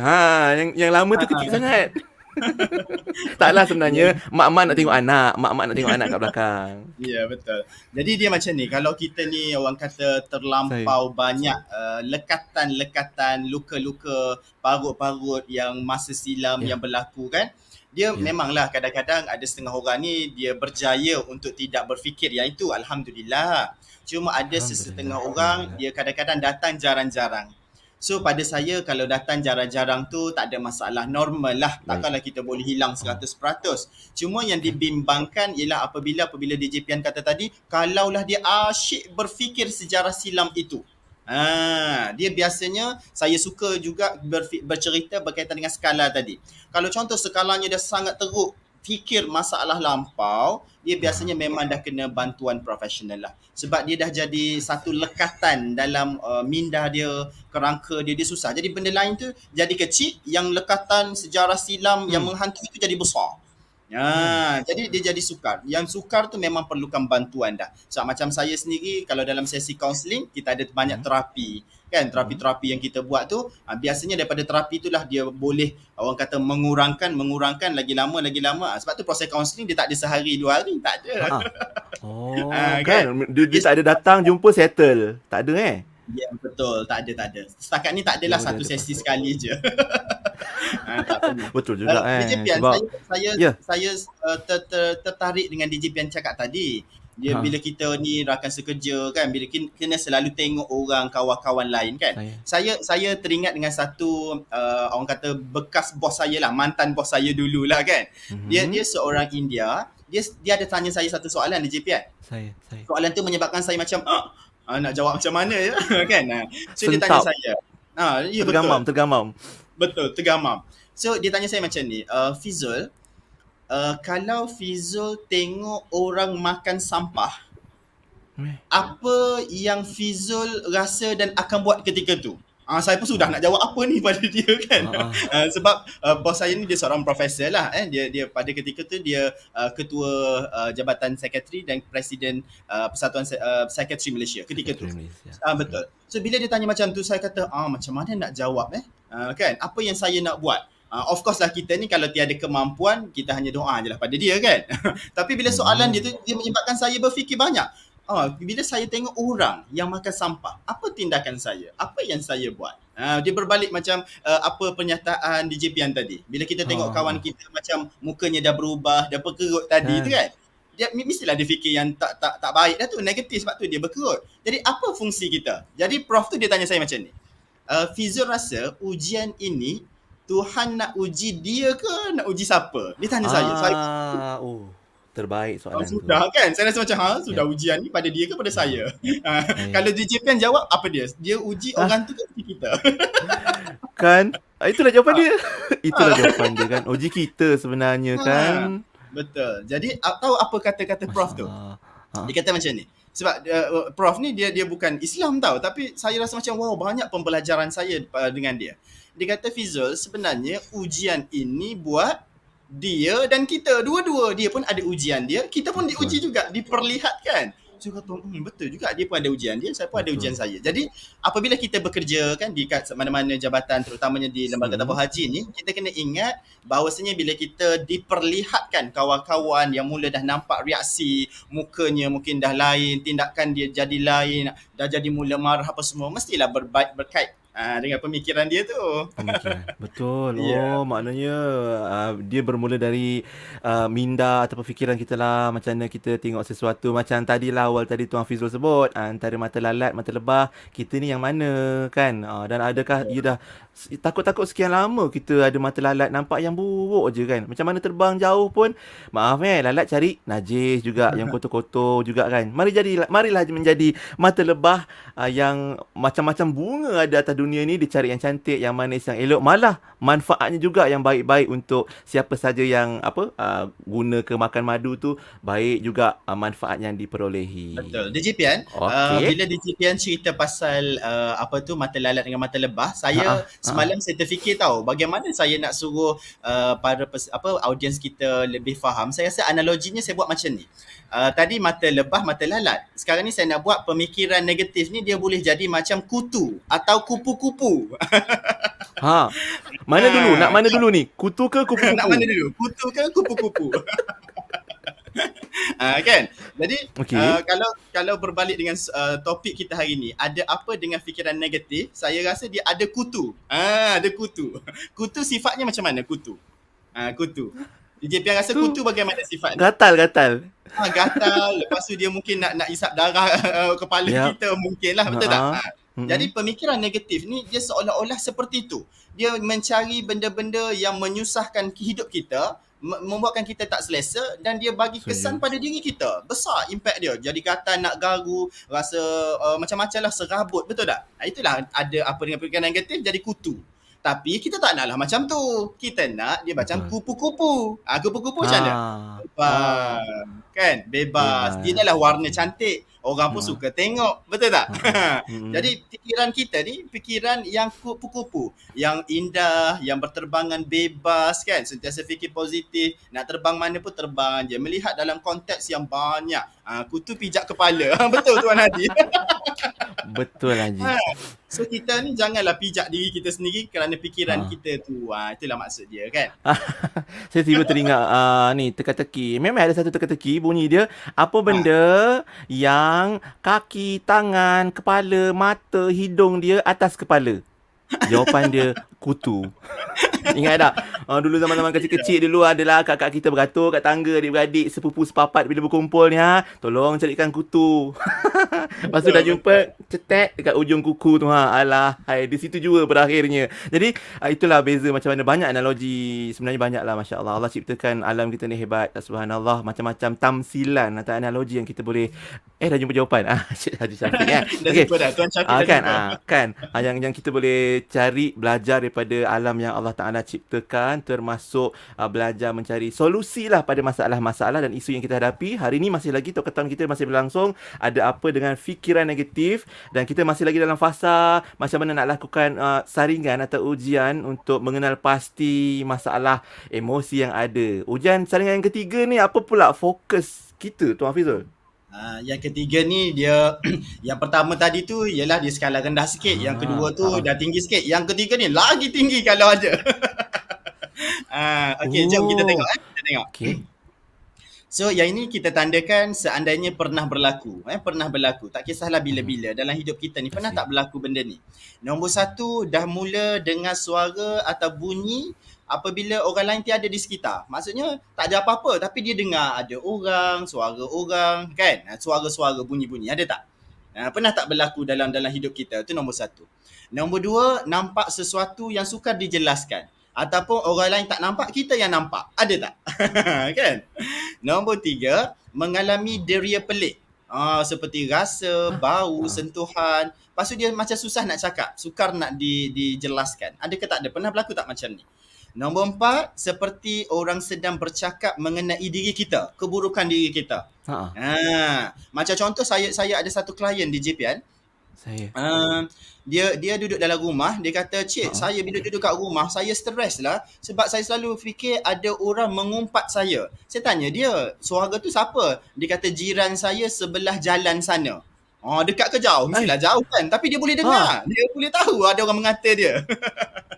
Tu contoh. Ada tak pernah jadi macam tu kan? Aduh, jiran pula kena fitnah Kesian. Ya. Lepas tu apa lagi? Seperti ada ramai orang mahu menghantar mesej. Ada tak kita rasa macam ramai ni nak hantar mesej, nak sampaikan apa kat kita kan? Rasa macam rasa risau lah, takut apalah mesej yang akan sampai tu. Padahal tak ada pun. Kan? Tidak mahu bercakap dengan orang lain. Yang ini biasanya apabila dia mula berfikiran negatif terlampau banyak kan, banyak kesal-kesal lain menyebabkan dia langsung tak nak bercakap dengan orang. Dengan kaunselor pun tak nak bercakap. Ramai orang jumpa kaunselor tak bercakap, diam je ada. Kan? Tidak suka bergaul dengan orang kan. Jumpa di JPN pun masa macam nak lari, jumpa saya nak lari semua. Nak lari je, tak suka bergaul. Dia tiba-tiba ke? Dia tiba-tiba benda ni boleh jadi? Dia ada yang juga boleh tiba-tiba, tapi biasanya dia dah ada tanda-tanda awal. Tanda-tanda awal tu dia mungkin stres yang teruk kan. Dia mungkin tertekan yang banyak. So bila berlanjutan dia boleh jadi yang simptom ketiga ni. Kan simptom ketiga ni yang agak dah tinggilah, dah serious agak bahaya sikit, serius betul. merasa orang lain boleh membaca atau mengawal minda. Kan? Yang ni dia rasa macam, DJPan ni boleh baca lah, saya semua ni takut je tengok DJPan. Contoh kan. Dia tengok orang je, dia rasa semua orang boleh baca fikiran dia. Padahal tak ada orang pun boleh tengok sebetulnya kan. Itulah. Lepas tu merasa orang lain boleh mengawal. Ni lagi dahsyat. Dia rasa boleh kawal. Dia tengok DJPan je, dia rasa DJPan boleh kawal aku, boleh kawal diri aku, hidup aku. Contoh DJPan. Fikiran anda boleh dibaca. Ni boleh dibaca pula. Dia rasa fikiran ni boleh dibaca satu-satu. Tidak dapat mengekalkan kerja secara konsisten. Kan kita contohnya kalau kita tengok ada setengah orang tu, dia kerja, dia tukar. Lepas tu dia kerja lagi, dia tukar tempat lain pula. Tukar. Lompat kan. Bukannya dia lompat tu sebab gaji ke apa semua, tidak. Tapi dia lompat tu mungkin dia tak boleh fokus duduk lama satu-satu tempat tu. Contohlah. Dan juga dia tidak menikmati merasai keseronokan gembira. Contoh ni kita duduk gelak-gelak pun dia tak boleh gelak. Senyap je. Astagfirullahaladzim. Auto gelak, sorry. Contohlah kan. Dan akhir sekali merasa orang lain tidak memahami apa yang dia katakan. Maksudnya sepanjang dia bercakap ni, dia rasa macam, kenapalah semua orang tak faham apa yang aku cakap kan, fikiran negatif dia di situ. Jadi apakah tanda-tanda semua ni nombor 3 ni DJPan? Sebenarnya apabila ada di kalangan kita yang mungkin fikiran negatif dia terlampau banyak, terbawa-bawa mudaratnya, akhirnya pergilah pada simptom kepada nombor 3 ni, psikosis. Psikosis ni apa dia? Psikosis ni dia dah boleh jadi macam DJP yang cakap tadi tu, schizophrenia disorder. Boleh jadi macam tu. Ada halusinasi, delusion dan sebagainya. So inilah yang kita nak elakkan tiga simptom ni. Ada apa dengan pemikiran negatif, dia mungkin ada 3 ni kalau kita tidak cegahnya. Baik. Itu dia kita dah bawakan 3 saringan untuk mengetahui 3 peringkat dan 3 tahap lah yang Tuan Fizul sebutkan tadi, di mana kita, dan untuk kita kenal pastilah adakah status kita okey tak okey. Okey tak? Okey tak ni? Kalau anda rasa okey, yang sedang bersama kita menonton kita ni, kalau okey, tulis kat ruangan komen. Okey, alhamdulillah. Maknanya kita syukur dengan apa adanya. Yang baik buruk pun kadang-kadang orang bersyukur ni hebat. Dia nampak apa yang datang pada dia tu, dia tetap nampak yang baik-baik saja sebab dia ada pandangan mata bahkan. Saya ada satu teka-teki lagi. Dah halang-halang tadi, sahabat kita rajin jawab teka-teki kan. Apa dia buah yang atas daun ada buah, atas buah ada daun? Selamat mencuba. Sambil-sambil.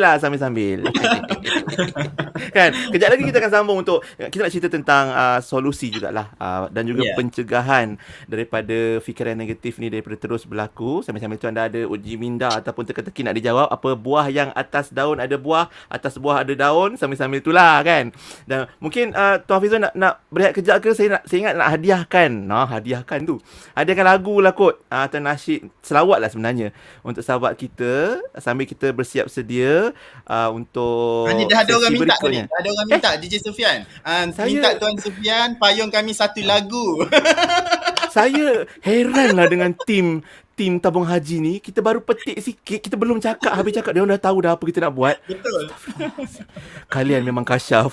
Okey, kita berehat kejap. Okey, saya cuba belanja satu lagu lama yang kami kumpulan Saujana dah bawa sejak 25 tahun yang lalu. Masa tu mungkin di mana anda? Mungkin ada yang sekolah lagi. Tuan Fizul pun mungkin masih sekolah lagi kot masa tu Dan lagu Keluarga Bahagia ni saya tujukan untuk keluarga besar tabung haji, dan liriknya sangat mendalam sebenarnya, nak mengajak dan bertanya pada kita, bahagia ke kita, bahagia ke keluarga kita. Dan kalau kita berfikiran negatif ni, kesan dia bukan pada kita, tapi kemungkinan keluarga, anak-anak kita juga menghadapinya. Okey, dengar dan hayati. Pendek je, jangan, saya tak nak lama-lama, nanti kan banyak pula habis masa. Sorry Haji Hanif ya. Baik, kita dengar lagu ni Buat kapela je.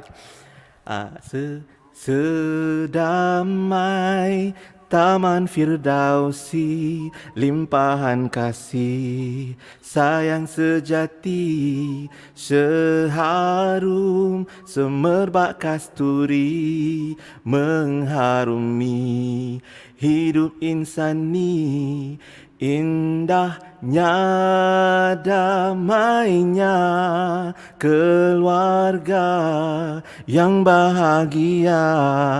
Itulah idaman impian setiap insan yang dahagakan belayan serta kasih dan sayang.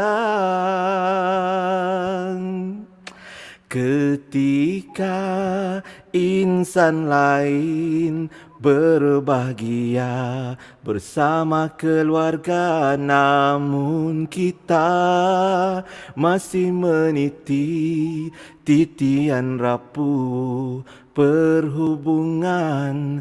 Mengapa kita terpisah daripada rahmatnya?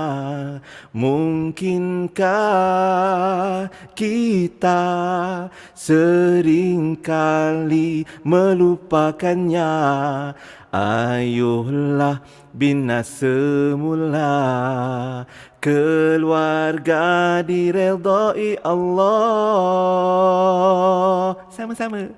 Oh ayah, oh ibu, dengarlah rintihan dan luahan hatiku yang dahaga kasih.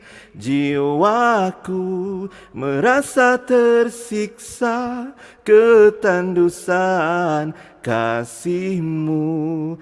Marilah kita bina bersama-sama keluarga bahagia. Alhamdulillah, terima kasih. Alhamdulillah. Tenang. Itulah. Oh tenang jangan ngantuk, udahlah dah tengah hari kan. Terima kasih. Saya pun sebenarnya ucap terima kasih pada sahabat-sahabat kita yang sentiasa menyokong nasyid tanah air dengan mesej yang kami sampaikan tu. Jadi muhasabah terbaiklah untuk kita semua kan Tuan Hafizul kan. Kalau ada masalah, talk about it, ceritalah, kongsilah supaya dapat cari jalan penyelesaian terbaik. Jom Tuan Hafizul. Terima kasih Tuan Hadi. Tuan Hadi peminat. Alhamdulillah, terima kasih banyak. Jom Tuan Hafizul, kita sambung. Macam mana? Apa solusi penyelesaian untuk elak dan cegah diri dari fikiran negatif ni? Okey, sebelum saya cerita berkaitan dengan solusi tu DJ Pian, saya nak buat satu analogi lah, satu game lah sikit. Boleh tak semua? Boleh. Okay, boleh tak semua orang angkat tangan kan, walaupun saya tak nampak you all angkat tangan, buat satu. Saya ikut. Boleh. Okey, try goyang-goyang, pusingkan. Okey, lepas tu bila saya bilang 1 2 3, saya nak anda tunjukkan apa yang berada di persekitaran anda. Orang boleh, barang boleh, apa-apa pun boleh, tak kisah Okey. Tunjuk satu benda atau satu orang. 1 2 3. Okey, apa yang kita tunjuk? Apa yang kita tunjuk? Saya tunjuk webcam. Webcam. Okey, baik. Maksudnya DJ Pian tunjuk diri sendirilah tu, betul tak? Masya-Allah. Sebab gambar. Okay. Nampak kena balik. Okey. So dengar ni saya nak bagi analogi biar semua faham. Dia kadang-kadang dari sudut psikologi ni kita ada minda sedar dan minda subconscious kan, yang tak sedar tu. Jadi banyak yang aktiviti yang saya buat tadi tu nak menunjukkan subconscious kita ni suka tunjuk dekat mana. Jadi macam contoh DJ Pian tunjuk dekat kamera tu sebab tunjuk diri sendirilah tu. Kan? Jadi maksudnya kalau manusia ni suka tunjuk pada diri dia sendiri, bagus. Sebab dia jenis orang yang nak improve diri, berfikiran pasal diri. Tapi saya percaya ada juga kan setengah orang dia tunjuk benda lain, orang lain kan. Dia tak perasan yang satu tangan ni, dengar ni, satu tangan ni dia tunjuk pada orang, tapi 4 tangan ni diri dia tak perasan. Betul tak? Contoh macam ni, Contoh bila saya sebagai seorang kaunselor, bila orang datang jumpa, contohnya seorang suami datang jumpa. Biasanya dia cerita pasal siapa? Cerita pasal siapa DJ Puan? Kalau suami datang cerita pasal siapa? Pasal isteri lah. Isteri datang pasal suami. Kalau pekerja datang pasal bos. Bos datang pasal ni. Anak datang pasal mak ayah. Mak ayah dia terbalik. Jadi kenapa? Sebab ni suka menuding jari, cari kaitan, cari sebab-sebab orang.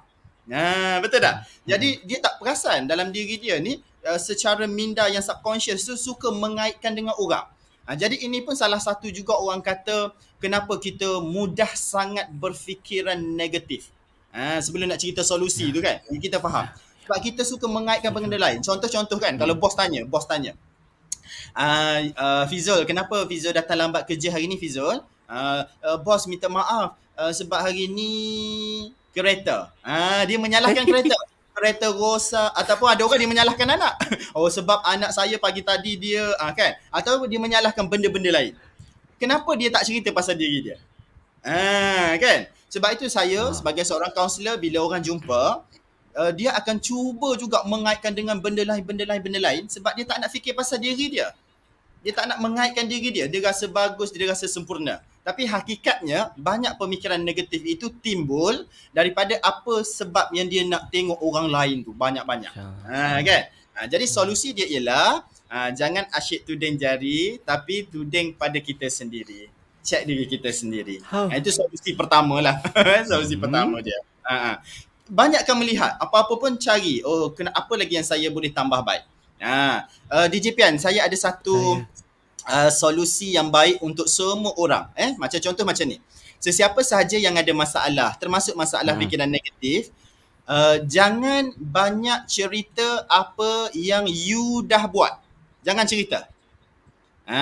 Contohnya, cik, saya ada pemikiran negatif, saya dah buat ni, saya dah buat tu, saya dah buat ni, saya dah buat tu tapi tak jadi. Jangan cerita yang dah buat tu. Tapi banyakkan cerita, ataupun kalau akrab tanya orang lain, kalau staff tanya orang yang ada problem tu, fikiran negatif tu, tanya dia apa? Apa lagi yang belum kita buat? Itu soalan yang betul. Bagusnya begitu. Sebab ramai orang macam kita kan, kita selalu cerita, saya dah buat ni, dah buat tu, dah buat ni, dah buat tu. Apa kata kita tukar soalan? Apa yang belum anda lakukan lagi? Yang tu. Kenapa Kenapa nak soalan macam tu? Supaya biar dia berfikir sebenarnya jawapan tu ada pada dia sebenarnya. Betul kan? Dia yang tahu kan? jawapan dia sebenarnya sendiri. Sebab dia yang mengalaminya, dia yang tahu segala-galanya kan. Okay, baik DJ Pian, bila bercerita pasal solusi tadi kan, hari ni saya nak kongsikan ada 5 solusi ya, bila kita terlampau banyak fikir negatif. So yang pertama, please ya, saya harap sangat untuk diri saya sendiri pun sama, banyakkan membaca buku-buku yang positif. Kan? Cumanya DJ Pian, ada kajian kata orang yang banyak membeli buku-buku motivasi adalah orang yang dah pun bermotivasi. Ya. Tapi dibaca tak? Dibaca tak tu? Itu perkara kedua juga tu. Kan? Jadi isunya ialah orang yang dah bermotivasi ni, pemikiran dia dah positif, sebab itulah dia beli buku motivasi. Tapi yang fikiran negatif ni, biasanya dia tak berapa suka. Jadi jom kita gunakan satu, orang kata, kaedah dalam psikologi. Bahasa yang nak senang faham adalah memaksa. Kita paksa diri beli buku dan paksa diri untuk baca sikit. Tak baca semua pun tak apa, permulaan. Kan? Sinopsis belakang tak apa juga. Yang penting mulakan. Baik kan? Nombor 1, belilah buku-buku. Kalau tak nak beli buku, beli e-book. E-book pun dah murah. Banyak orang jual murah sekarang kan. E-book yang percuma pun banyak. Macam-macam ada. Betul tak? So, itu nombor 1. Nombor 2 ialah, ni pun banyak berlaku di tempat kerja kita kan. So, nombor 2 ialah cari circle, kawan-kawan yang positif. Barulah pemikiran negatif campur positif, dia jadi balance ataupun lebih kepada positif. Itu maksud dia. So, cari kawan-kawan yang lebih baik, yang lebih positif, supaya kita pun jadi circle. Kita pun terlekat aura positif dia tu. Sebab tu pepatah orang lama kan, kalau nak berkawan dengan kalau nak jadi wangi, berkawanlah dengan penjual minyak wangi. Kan, kalau kita nak panas, berkawan dengan tukang besi. Tukang besi kan. So itu nombor 2 punya solusi. Apa dia? Cari kawan yang wangi-wangi. So kita jadi wangi. Dia memang jual minyak wangi, dia token minyak wangi. Tafizul macam mana? Dah kita kena beli. Jadi dia bagus untuk merubah kita jadi lebih positif. Kalau kita negatif, lepas tu kawan pula dengan tukang besi, dengan kita pun jadi panas. So tak berapa elok di situ. Itu solusi kedua. Nombor 3, kalau boleh bermula hari ni kan, saya suka sangat sebab saya pun cuba memaksa diri untuk menulis. Menulis apa? Menulis yang baik-baik. Saya percaya hari ni ramai orang ada WhatsApp group, ada Facebook, IG, ada YouTube, whatever, semua ada kan. Jadi buat yang nombor 3 ni buat apa? Tulis benda-benda yang positif setiap hari. Nak share boleh, tak nak share kepada diri sendiri pun boleh. Maksudnya, cik saya malulah nak share, tak apa. Tulis untuk kita sendiri baca. Sebab bila kita menulis, sebenarnya kita pun dah masuk dalam kerangka otak kita, minda kita. Kan? Jadi kita jadi positif lah kat situ. Cuma tambah lagi, selain daripada tulis tu tambah satu lagi. Apa dia? Sebut. Dia dah lah tulis, kena sebut pula. Contohnya dia tulis, hari ini saya seorang yang sangat bersyukur. Handsome. Kita Kan sebut saya handsome. Sebut boleh? Boleh. Perasan pula. Siapa lagi kan nak puji diri sendiri? Astagfirullah, betul juga. Depan cermin. Cermin diri kan, contoh. Itu nombor 3, tulis dan sebut. Contoh. DJ Pian, kalau contohnya DJ Pian try sebut, saya semangat. Try sebut DJ Pian. Saya semangat. Apa rasa pada perasaan DJ Pian tu sendiri? Auto semangat. Yes, betul. Sebab itu ramai orang dia rasa macam benda ni mudah, lepas tu tak nak buat. Janganlah buat, amalkan. Pagi-pagi bangun kan, saya syukur, saya insya-Allah bahagia. Cakap apa-apa je. Tulis dan sebut. Itu adalah terapi diri yang very powerful kalau kita amalkan. Sebab manusia ni dia ada 3 kategori DJ Pian. Yang pertama, dia tahu apa yang kita bincang hari ni kan. Tahu. Tapi dia tahu je lah. Betul. Kan? Tapi ada golongan nombor 2. Dia tahu dan dia sedar. Insaf. Macam tu lebih kurang. Dia tahu dan dia sedar. Jadi bila dia dah tahu ni, betul lah aku tak boleh sangat banyak negatif, layan negatif tak boleh. Betul lah aku gini, aku kena berubah. So itu nombor 2. Tapi dia yang bagusnya yang ketiga. Dia tahu, dia sedar dan dia beramal. Kan? So yang itulah yang kita nak tekankan, amalan tu kan. Yang penting bertindak. Macam tu. Okay, so solusi tadi saya sambung ada 5. Nombor 1, baca buku positif. Nombor 2, kawan circle yang positif. Nombor 3, tulis dan sebut benda-benda yang positif. Nombor 4, ni kena dengar betul-betul. Kena tengok saya yang ni semua. Semua kena tengok saya ni. Kalau yang bertugas tak apalah. Ni kerangka minda kita. Kalau kerangka minda kita ni tak betul, nanti semua orang jadi, bukan semua orang, semua tindakan kita, emosi kita, fikiran semua jadi tak betul. Jadi kena betulkan kerangka minda kita. Saya buat analogi macam ni. Kita ni hidup bagaikan duduk dalam makmal kita, lab kan, makmal kita. Jadi pemikiran kita pun duduk dalam lab, makmal kita. Jadi kalau kita ni buat eksperimen, lepas tu kita rasa macam dia dah jadi tak bagus, eksperimen kita tak berjaya. Itulah fikiran negatif tu. Tak cantik. So bila kita buat eksperimen tu, kita kena yakin. Kita kena, orang kata berdoa, yakin, amalkan apa semua, barulah eksperimen kita tu jadi lebih baik. Kan? Jadi betul lah kerangka minda. Cik, saya tak boleh cik, dulu saya dah begini, dulu saya dah begitu, dulu saya dah begini. Tak apa, itu dah jadi masa silam. Yang penting kita cerita sekarang dan ni di sini, here and now. Macam tu contoh kan. Okay. So itu nombor 4 betulkan kerangka fikir. Dan yang terakhir, yang ini of course lah, saya percaya kan macam semua kaki tangan yang ada semua mendengar ni, saya percaya semua dah buat dah. Apa dia nombor 5? Iaitu kita berdoa lah. Itu kan senjata kita. Cik, saya memang negatif lah cik, saya gini, saya dah buat macam-macam tak boleh apa semua. Tak apa, kita gunakan senjata yang terbaik, iaitu kita berdoa. Sebab secara tak langsung, bila kita berdoa itu, kita menyebut apa yang kita nak jadi. Kan? Contohnya kita minta, ya Allah beri aku kebahagiaan, boleh berkasih sayang dengan keluarga contohnya. Ingat lagu tadi yang cerita. Kan? So bila kita doa tu, secara automatik sebenarnya kita juga memberitahu kepada otak kita bahawasanya kita memang nak bahagia, whatever lah yang kita doakan tu. So itu 5 solusi lah yang senang tu kita praktis. Masya Allah, terbaik. 5 tu nampaknya macam simple, praktikal, boleh buat, boleh lakukan. Kadang-kadang kita lupa. Itulah yang kita ada 3 kategori manusia tadi ya, Tuan Fizrul ya. Ada yang tahu, ada yang tahu dan sedar. Sedar je lah ya. Lepas tu ada yang tahu, sedar dan buat apa yang dikongsikan. Dan saya teringat juga orang putih lah kata. Ada kata-kata tentang if you are tired, you pause. break kejap lah, take a break kan. If you are mad, kalau kau marah, you pause, berhenti kejap, rehat kejap. If you are macam-macam lah, kalau yang negatif lah, yang kita rasa stress, if you are stressed, take a break, pause. But when you pause, you pray.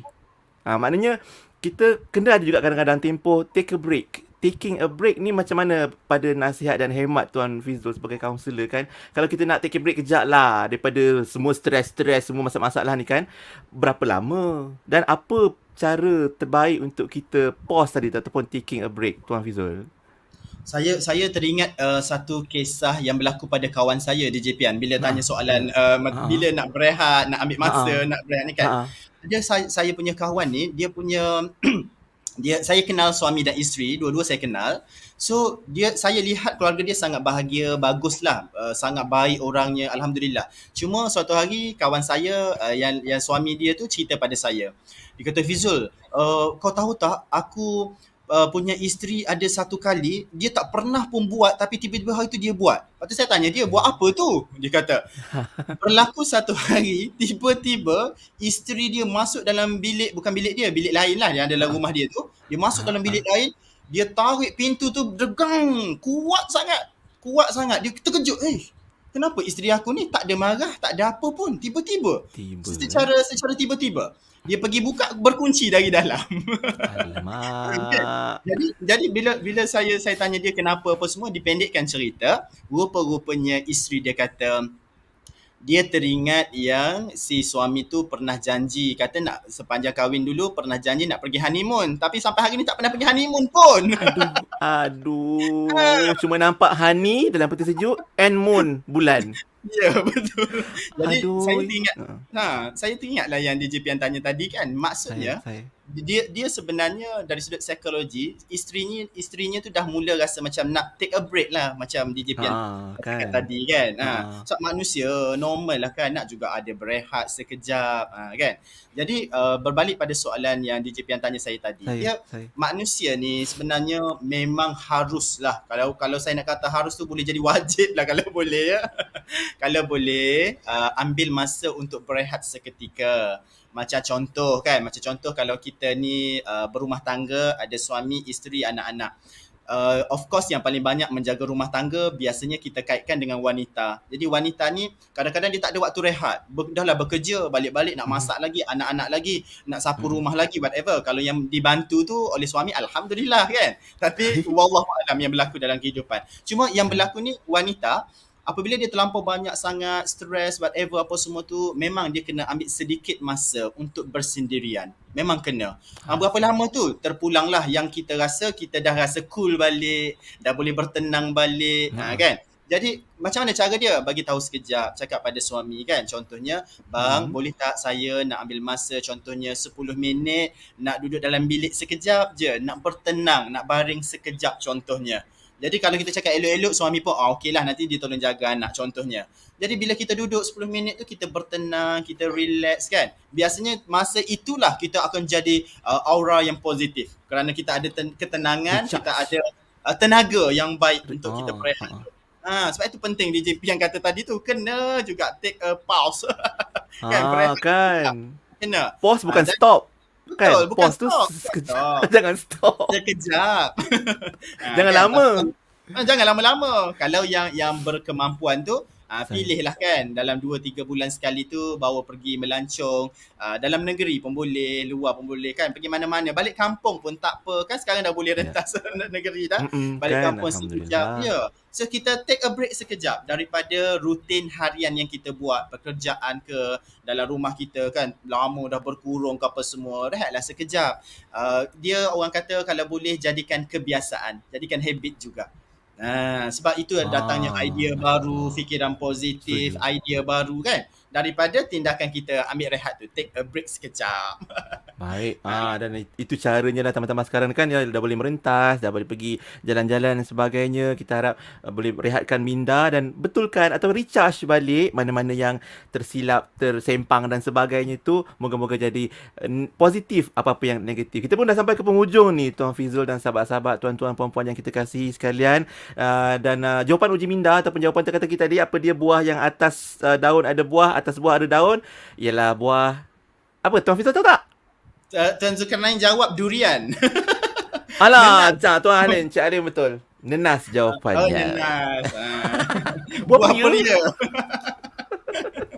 Jawapan dia nenas. Okey, dan di hujung ni mungkin sebagai kesimpulan, saya teringat bila kita terlalu negatif, kita bersangka-sangka buruk pada apa saja berlaku di dalam hidup kita, Tuan Fizul. Kita takut kita turut menyalahkan takdir yang Allah Taala tentukan. Sedangkan Allah Taala sebutkan juga dalam satu hadis qudsi, ana inda zanni abdi bi. Aku ini bergantung pada sangkaan hamba-hambaku padaku. Nauzubillah, kita tak naklah sampai kita pun berfikiran negatif atau bersangka buruk pada Allah Taala, sebab apa yang kita sangkakan pada Allah Taala tu, itu yang akan jadi pada kita. Kita takut begitu. Dia akan berlarutan, jadi lebih teruk, lebih buruk. Jadi Tuan Fizul, sebagai kesimpulan dan nasihat kita untuk ada apa dengan fikiran negatif ni, boleh tak sampaikan nasihat pada kami semualah untuk jadikan take away homework pula, bekalan lah untuk semua. Silakan. Okey, baik. Terima kasih DJ Pian. DJ Pian, saya nak buat kesimpulan ni dengan satu aktiviti jugalah. Boleh ke DJ Pian? Boleh. Jom. Boleh tak DJ Pian angkat tangan dan semua je yang mendengar, sebab saya nak buat kesimpulan ni biar semua orang boleh tangkap apa yang saya nak sampaikan sebagai rumusan lah. Okey, boleh tak DJ Pian genggam tangan paling kuat sekali. Paling kuat sekali. Semua buat ni. Try buat. Jom kita sama-sama buat. Okey, genggam tangan paling kuat sekali. Okey, dah Okey, kalau dah boleh lepaskan tangan. Okey, jatuhkan. Okey. Sekali lagi. Sekali lagi. Sekali lagi. Dengar, Boleh tak yang ini kita gandakan lagi kuat daripada yang pertama tadi. Lagi kuat. Ni lagi kuat. Okey. Lagi kuat. Okey, terima kasih. Ketok. Terima kasih. Terima kasih. Okey, saya nak tanya DJ Pian dan semualah yang mana buat tadi, saya nak tanya. Nombor 1 ke nombor 2 yang lagi kuat?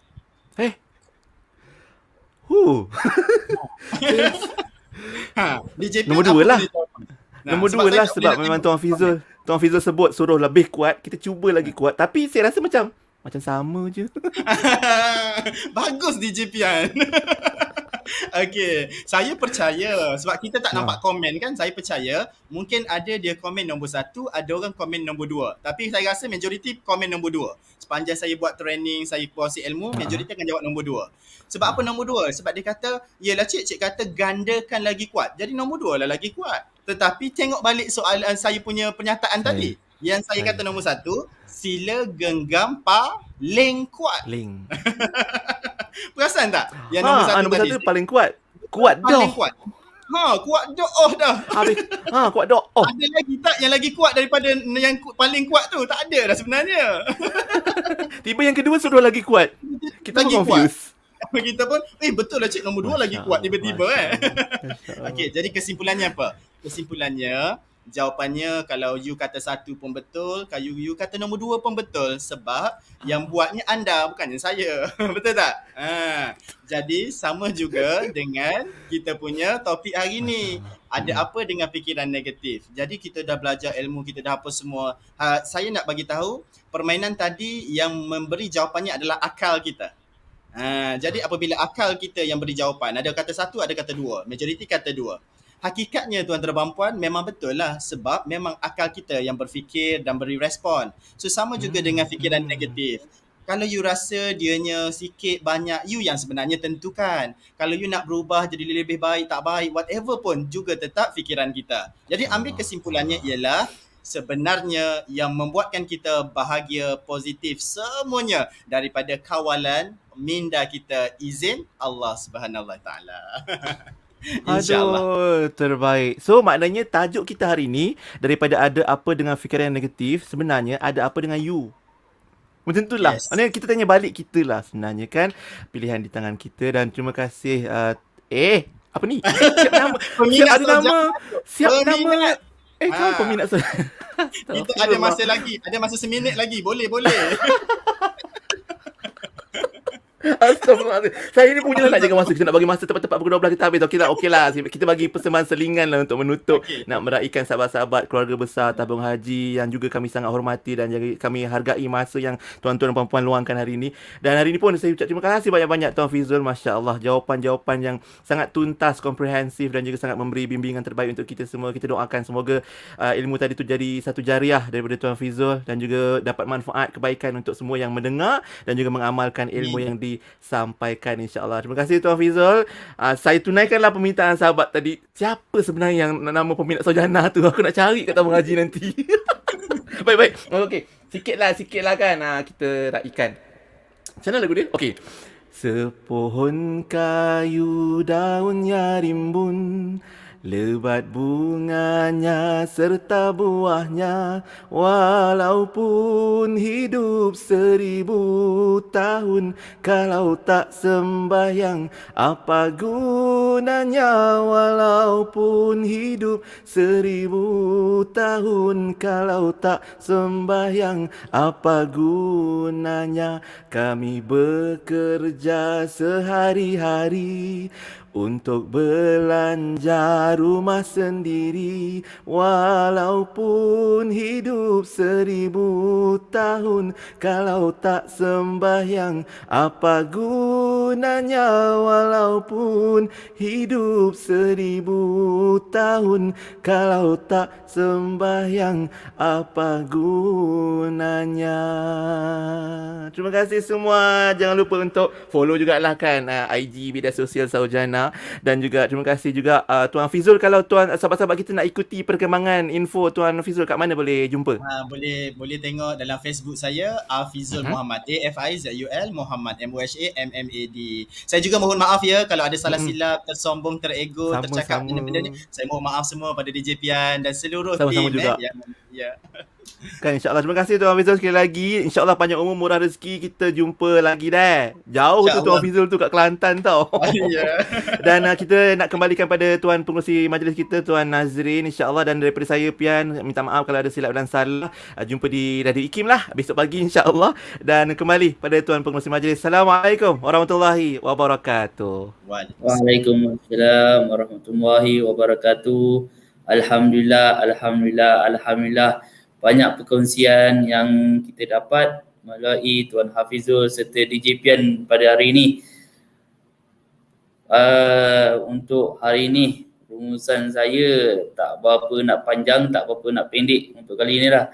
Apa yang saya sedia dapat maklum, punca-punca negatif yang kita berfikir datangnya akal negatif kita, rasa tak selamat, banyak masalah dan tiada sokongan daripada orang sekeliling kita. Dan cara penyelesaiannya, Tuan Hafizul dah maklum pada kita, untuk kita menyelesaikan, kita kena bergaul dan buat perkara yang positif. Janganlah duduk bersendiri, macam tu. Okey, untuk promosi bulan kaunseling kita, kita ada banyak program iaitu bacaan Yasin dan Tausiah.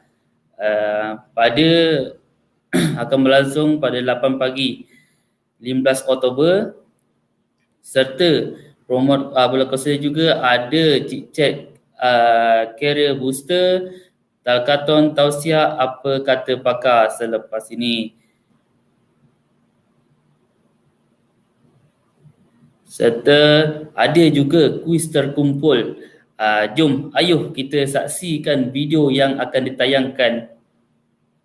Soalan kelima bagi kuis terkumpul sempena bulan kaunseling TH 2021. Soalan seperti ditayangkan. Kepimpinan boleh ditakrifkan sebagai A.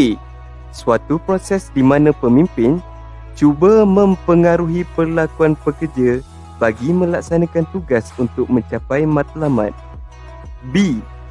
Suatu proses di mana pemimpin akan cuba mengkaji perlakuan pekerja bagi melaksanakan sesuatu tugas untuk mencapai matlamat. C. Suatu proses di mana pemimpin cuba menyesuaikan pekerjanya untuk melaksanakan sesuatu tugas demi mencapai matlamat organisasi.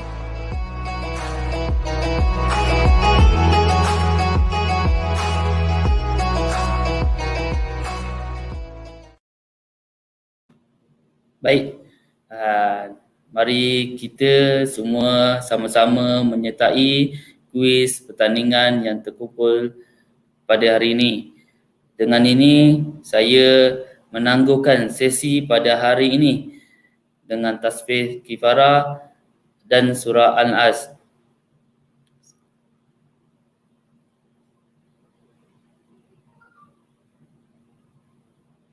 Assalamualaikum